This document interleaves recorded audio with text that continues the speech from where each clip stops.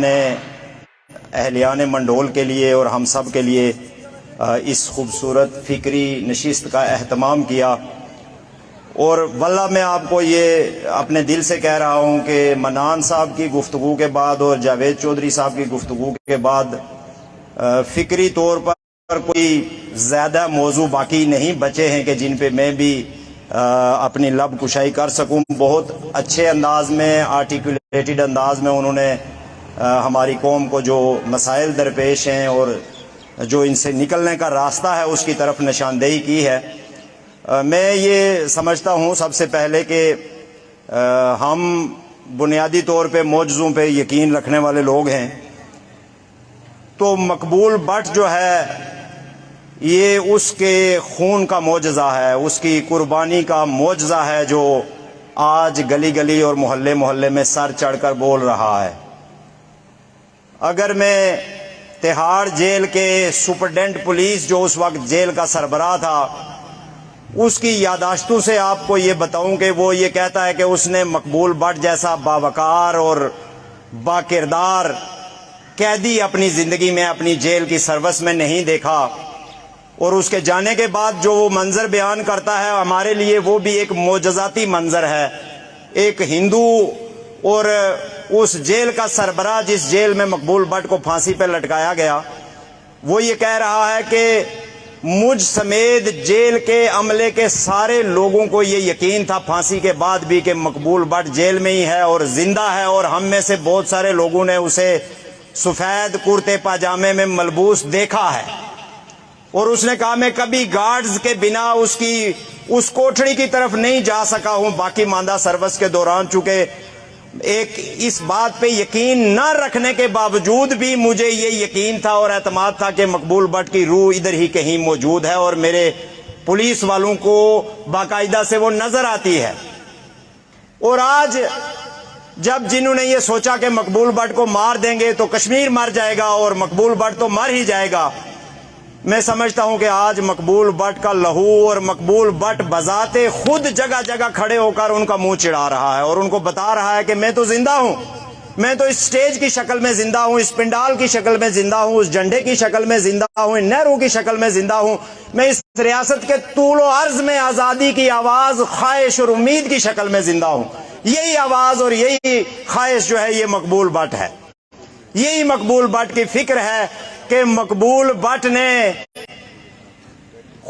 خدا کو بھی راضی رکھنے اور شیطان کو بھی راضی رکھنے کی پالیسی نہیں اپنائی۔ اس نے ایک پاؤں امام حسین کی جوتی میں اور دوسرا یزید کی جوتی میں نہیں رکھا۔ اس نے جیسے دنیا بھر کی تحریکیں، جیسے دنیا بھر کے افکار، جیسے دنیا بھر کی سیاست ارتقا پذیر ہوتی ہے، اس نے اپنی جدوجہد بھی انہی ارتقائی مراحل سے گزارتے ہوئے جو ہے وہ پھانسی کے پھندے تک پہنچائی۔ اگر ہم 1960 کے مقبول بٹ کو دیکھتے ہیں تو وہ اپنی قوم کے لیے رائے شماری کا حق لینے کی بات کرتا ہوا نظر آتا ہے۔ اس کے ساتھ اور بھی بڑے بڑے چوٹی کے جتنے بھی سیاستدان اس پار یا اس پار ہیں وہ کھڑے ہیں اور وہ توقع کر رہے ہیں کہ ان سالوں میں، ان 2، 4، 6 سالوں میں اقوام متحدہ اور انڈیا اور پاکستان کے حکمران طبقات ہمارا یہ حق تسلیم کرتے ہوئے ہمیں یہ دے دیں گے کہ ہم اپنا فیصلہ خود کر لیں۔ لیکن شملہ جب ہو گیا 1972 میں تو اس کے بعد مقبول بٹ کی سوچ میں ایک بڑی ارتقائی تبدیلی آ گئی اور اس کے ساتھیوں کی سوچ میں بھی ایک بڑی ارتقائی تبدیلی آئی، چونکہ شملہ میں اقوام متحدہ کی قراردادوں کو ختم کر دیا گیا، مسئلے کی بین الاقوامی نوعیت جو تھی اس کو ختم کر دیا گیا اور اس کو ایک سرحدی تنازع بنا کر پیش کرنے کی کوشش کی گئی، انڈیا پاکستان کا دو طرفہ جھگڑا بنا کر پیش کرنے کی کوشش کی گئی، اور عالمی برادری کو یہ باور کرایا گیا کہ اب اس کا سروکار نہیں ہے کشمیریوں کی جو یہ محرومی، مظلومی اور تقسیم ہے اس کے ساتھ، بلکہ یہ انڈیا اور پاکستان کے حکمرانوں کا مسئلہ ہے، ان کی فوجوں کا مسئلہ ہے، وہ یہ طے کریں گے کہ انہوں نے کہاں مورچہ بنانا ہے اور کہاں بیٹھنا ہے۔ عالمی برادری کو پیچھے دھکیل دیا گیا تو مقبول بٹ نے اس وقت یہ فیصلہ کیا، اپنے ساتھیوں سے کہا، اپنے احباب سے کہا، رہنماؤں سے کہا اب وہ وقت آ گیا ہے کہ کسی ایک کو، ہم میں سے کسی ایک کو سولی پہ جانا ہے، ہم میں سے کسی ایک کو رہنما بن کر اس قوم کو وہ راستہ دکھانا ہے کہ جو راستہ آزادی کی منزل کی طرف بھی جائے گا. یہ جو سازش کی گئی ہے شملہ کے مقام پر، اس کو بھی بے نقاب کرتے ہوئے اس کو ناکام بنائے گا. اور رسول بٹ پھر اسی بے نیازی کے ساتھ، اسی شان کلندر کے ساتھ بڑھتا ہوا، ایک پھانسی کی سزا ہوئی، سیزر لائن توڑ کے جیل توڑ کے یہاں پہ دوبارہ واپس اور بے نیازی کے ساتھ پھندے پر جھول گیا، اس لیے کہ وہ یہ سمجھتا تھا کہ اس کی پھانسی یا کا جو خون ہے یہ اس قوم میں آزادی کی چنگاری پیدا کرے گا. اور بالکل ویسا ہی ہوا. شاید زندہ مقبول کو ریاست کے لوگ، ریاست کے بچے اتنی نہ دے پاتے، اتنا پہچان پاتے جتنا مقبول بٹ شہید ہوا کہ خون کی بات یہاں کے اور یہاں کے بچوں نے اور اپنا حق جتائے، ہمارے افکار پر اور ہماری تاریخ پر اپنا حق جتائے. کسی کو یہ حق نہیں پہنچتا ہے.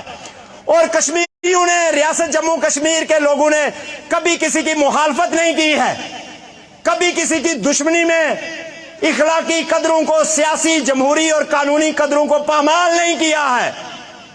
ہم دشمنی کا شکار ہیں، ہم مخالفت کا شکار ہیں. ہمارے گھر پر حملہ ہوا ہے، ہماری ریاست کو تقسیم کیا گیا ہے، ہماری لیڈرشپ کو یرغمال بنایا گیا ہے، ہمارے بچوں کو مارا گیا ہے. ہم نے نہ دہلی میں کوئی جا کے حملہ کیا ہے، نہ اسلام آباد میں جا کے کوئی حملہ کیا ہے. کبھی ایسا نہیں ہوا ہے. ہمیشہ ریاست جموں کشمیر کے لوگوں نے پرامن سیاسی تحریک کو ہی اہمیت دینے کی کوشش کی ہے. اور آج بھی اگر آپ کچھ عرصہ پہلے محمد یاسین ملک کا دہلی کی جیل میں جب وہ اس کو جج کے سامنے لایا گیا تو اس کی آپ گفتگو سنیں تو وہ کہتا ہے کہ گزشتہ 28 سال میں اگر میں نے ایک بھی کوئی دہشت گردی کا واقعہ میرے ذمہ ہو یا میں نے کوشش کی ہو کہ میں ایسے راستے اختیار کروں جو دہشت گردی کی طرف لے کر جاتے ہیں تو مجھے یہاں پر بتایا جائے. میں پرامن جدوجہد کے ذریعے آگے بڑھ رہا ہوں اور پاکستان نے اور ہندوستان نے اور بین الاقوامی کمیونٹی نے یہ گارنٹی لی کشمیریوں سے کہ آپ پرامن جدوجہد کریں، ہم آپ کو موقع دیں گے. لیکن آج ہو کیا رہا ہے؟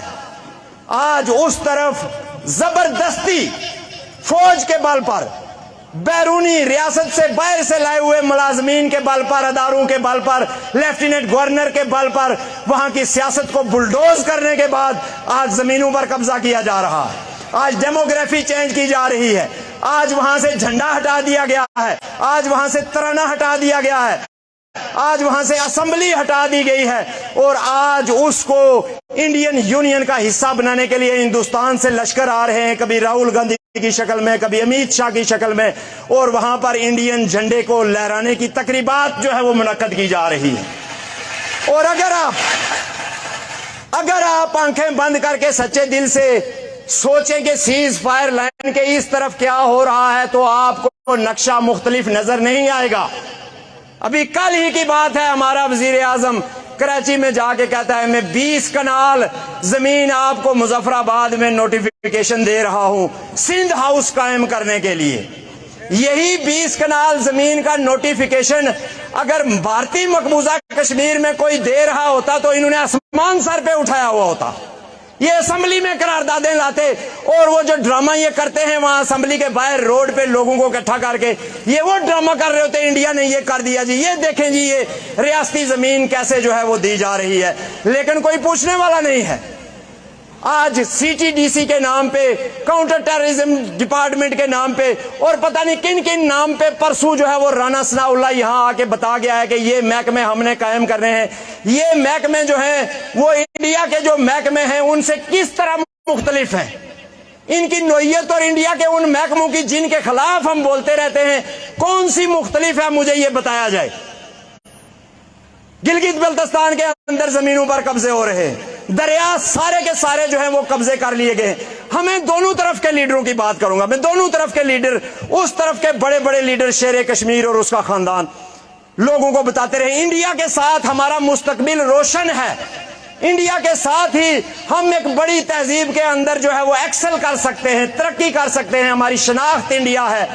آج 75 سال کے بعد ثبوت سب کے سامنے ہے، مجھے تقریر میں بتانے کی ضرورت نہیں ہے کیا ایکسل کیا ہے، کیا ترقی کی ہے اور لوگوں کی زندگی کیا ہے. اور آج 75 سال کے بعد یہاں بھی ہمیں کہا جاتا تھا ہمارا قلعہ، ہمارا بھائی، ہمارا پشتیبان، ہماری نیندوں کا محافظ، ہمارے خوابوں کا ترجمان۔ آج 75 سال کے بعد نہ پٹرول ہے، نہ آٹا ہے، نہ چینی ہے، نہ دالیں ہیں، نہ موبائل ہے، نہ بجلی ہے، نہ سیاست ہے، نہ حکومت ہے۔ آج کھل کر سامنے آ گیا ہے سارا کچھ۔ اب بھی اگر ریاست جموں کشمیر کے لوگوں کی آنکھیں بند ہیں تو میں سمجھتا ہوں کہ اب تو قدرت بھی مہربانی نہیں کر سکتی ہے۔ قدرت کی بھی مہربانی کا جو وقت ہے وہ ہم لوگ گزار رہے ہیں۔ تو کون سا امر مانے ہے کہ ہم ان سے یہ بات کریں کہ بھائی ہمارا حق ہے، یہ ہمارا وطن ہے، تمہارا یہی معاملہ رہا ہے، کشمیریوں کا مسئلہ، متنازعہ مسئلہ، اقوام متحدہ کی قراردادیں، فلان فلان فلان۔ تو ہم اگر آج کہتے ہیں کہ ہمیں آزادی دے دو، یہ اپنی فوجوں کو پیچھے لے جاؤ، تو اس میں کون سی ایسی بات ہے جو کسی کو سمجھ میں نہیں آتی ہے؟ جب آپ اقوام متحدہ کی قراردادوں میں لکھ کے دیتے ہیں ہم فوجیں نکالیں گے اور سویلین بھی نکالیں گے اور یہاں پر رائے شماری ہوگی، تو پھر میں جب یہ بات کرتا ہوں کہ فوجیں نکالیں تو آپ کے پیٹ میں مروڑ کیوں پڑنا شروع ہوتے؟ آپ کیوں یہ کہتے ہیں دیکھیں جی ہم فوجیں نہیں نکال سکتے ہیں؟ ہم نے یہ نہیں کہا آپ چلے جائیں وہ بیٹھے رہیں، ہم تو کہتے ہیں معاملے کا ایک حل ہے، اور وہ حل یہ ہے کہ آپ دونوں یہاں سے نکلے۔ اور یہ ہم نہیں کہتے، یہ اس بر صغیر کے تمام ذہین، عقل مند، دانشور، صحافی، سیاستدان بار بار کہہ چکے ہیں۔ اس میں پاکستان کے سیاستدان بھی شامل ہیں، اس میں انڈیا کے سیاستدان بھی شامل ہیں۔ اور کون سا طریقہ ہے کہ جس طریقے سے اس قضیے کو ختم کیا جائے گا؟ تو مقبول بٹ کی جو فکر تھی، میں کنکلوڈ کروں گا، مجھے جانا ہے کہیں۔ مقبول بٹ کی جو فکر تھی وہ صرف کشمیریوں کے لیے نہیں تھی۔ مقبول بٹ کی سوچ جو تھی وہ صرف کشمیریوں کے لیے نہیں تھی۔ مقبول بٹ جیسا انقلابی آپ اس کو کسی خطے میں، کسی ریاست میں محدود نہیں کر سکتے ہیں۔ جس طرح آپ چی گویرا کو محدود نہیں کر سکتے، کارل مارکس کو محدود نہیں کر سکتے، لینن کو محدود نہیں کر سکتے، ہو چی من کو محدود نہیں کر سکتے، گاندھی کو محدود نہیں کر سکتے، آپ مقبول بٹ کو بھی محدود نہیں کر سکتے ہیں، چونکہ ایسے لیڈر جو ہوتے ہیں وہ پوری انسانیت کا فخر اور سب کے لیے سوچتے ہیں۔ مقبول بٹ نے جو سوچا اس میں بر صغیر کی بھلائی تھی، اس میں انڈیا کی بھلائی تھی، اس میں پاکستان کی بھلائی تھی، اس میں ریاست جموں کشمیر کے لوگوں کی بھلائی تھی، اس میں دہشت گردی کا خاتمہ تھا، غربت افلاس کا خاتمہ تھا، استحصال کا خاتمہ تھا، اور لوگوں کے لیے ایک بہتر معیار زندگی کا حصول تھا۔ آج 75 سال کے بعد، بر صغیر کے بٹوارے کے بعد، کیا یہ سچ نہیں ہے کہ پاکستان اور ہندوستان کے عوام ذلیل ہو رہے ہیں؟ کیا یہ سچ نہیں ہے کہ ان کی زندگیاں ایک بہت بڑے خطرے میں ہیں، ایک بہت بڑی جنگ کے بادل؟ ایسی قومیں کہ جن کے حکمران پاگل ہوں، جن کے حکمران فیشسٹ ہوں، جن کو اپنی زمین سے، اپنے لوگوں سے نہ محبت ہو، وہ جب حکمران ہوں تو کیا مذائقہ ہے کہ کل آنے والے دنوں میں یہاں پر ایک ایسی جنگ چھڑ جائے کہ جس میں ایٹم بم بھی استعمال ہوں، میزائل بھی استعمال ہوں، اور یہ سارے لوگ جو ہیں وہ صفحہ ہستی سے مٹ جائیں۔ یہ ایک بہت بڑا عالمیہ جنم لے لے۔ ہم ہمیشہ سے اس جنگ و جدل کی اس کے بالکل فرنٹ پہ رہتے ہیں۔